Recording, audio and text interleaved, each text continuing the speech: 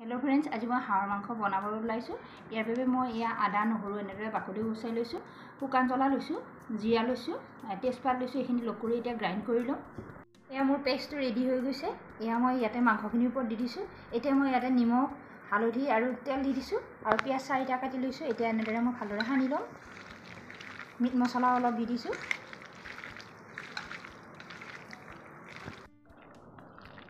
2 মিনিটমান সনাৰ পিছত এয়া মোৰ হৈ গৈছে। কেৰাহীত তেলখিনি গৰম হ'বলৈ দিছিলোঁ। এয়া মই কেৰাহীত তেল গৰম হ'ব দিছোঁ। ইয়াতে অলপ চেনি দি দিছোঁ। এতিয়া এইখিনি বহাই দিছোঁ। 5 মিনিটমান ভাজি থাকি এতিয়া মই অমিতা আৰু আলুখিনি দি দিছোঁ। মই এতিয়া ভালদৰে লাৰি দিম।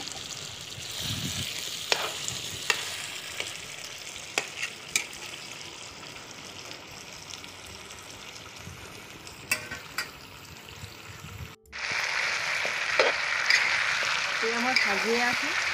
হাঁহ মাংস বহুত সময় ভাজিব লাগে।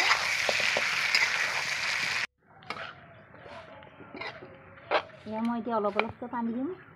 আলুখিনি ভালকৈ সিজি অহা নাই, অকণমান পানী দিম। এতিয়া আকৌ ঢাকনিখন দি দিম। আলুখিনি সিজিছে, এতিয়া মই পানী দি দিছোঁ। এতিয়া ঢাকনিখন দি দিম আৰু 1 ঘণ্টামানৰ মূৰত মোৰ এয়া হাঁহ মাংস ৰেডি হৈ গৈছে। আজি মই খৰিতে বনালোঁ। এতিয়া মই লৈ যাম আৰু ইয়াৰ পৰা। এয়া মোৰ হাঁহ মাংসখন ৰেডি হৈ গৈছে। এনেদৰে আপোনালোকেও বনাই খাই চাবচোন। আৰু যদি মোৰ ভিডিঅ'টো ভাল লাগে তেনেহ'লে লাইক কৰিব, শ্বেয়াৰ কৰিব আৰু ছাবস্ক্ৰাইব কৰিবলৈ নাপাহৰিব। ধন্যবাদ।